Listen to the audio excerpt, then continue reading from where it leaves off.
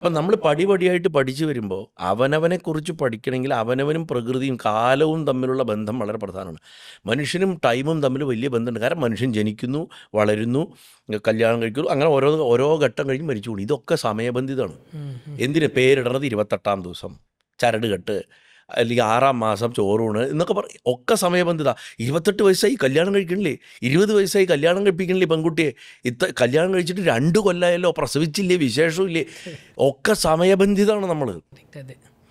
അപ്പം ഈ സമയവും നമ്മളും തമ്മിലുള്ള കണക്ഷൻ നമ്മുടെ സോഷ്യൽ ഇൻട്രാക്ഷൻസിലും ഇൻ്റർപേഴ്സണൽ ഇൻട്രാക്ഷൻസിലും പോലും ഉള്ളതിനെക്കാട്ടിലും ഭയങ്കരമാണ്, അല്ലെങ്കിൽ അത്ര ഇമ്പോർട്ടൻ്റ് ആണ് പ്രകൃതിയായിട്ടുള്ള നമ്മുടെ ഇൻട്രാക്ഷൻസ്.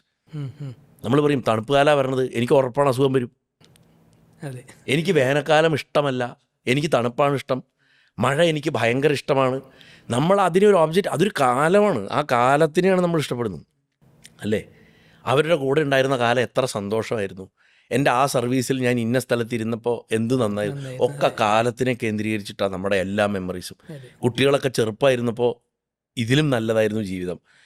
അവർ വളരുമ്പോൾ കാര്യങ്ങൾ ബെറ്റർ ആവുമെന്ന് വിചാരിച്ച, പക്ഷേ ഇപ്പം നേരെ തിരിഞ്ഞു. ഇതെല്ലാം കാലബന്ധിതമാണ് അല്ലേ. എൻ്റെ മോശം കാലം, എൻ്റെ ഭാഗ്യത്തിൻ്റെ കാലം, ഒക്കെ കാലമാണ്, കാലത്തിലാണ് കളിക്കുന്നത്. അപ്പോൾ ഭഗവാൻ ആണ് ആദ്യം. അമ്മ ചോദിക്കുകയാണ്, അമ്മ പ്രകൃതിയാണ്, പ്രകൃതി എന്ന് പറഞ്ഞാൽ നമ്മുടെ ശരീരമാണ്.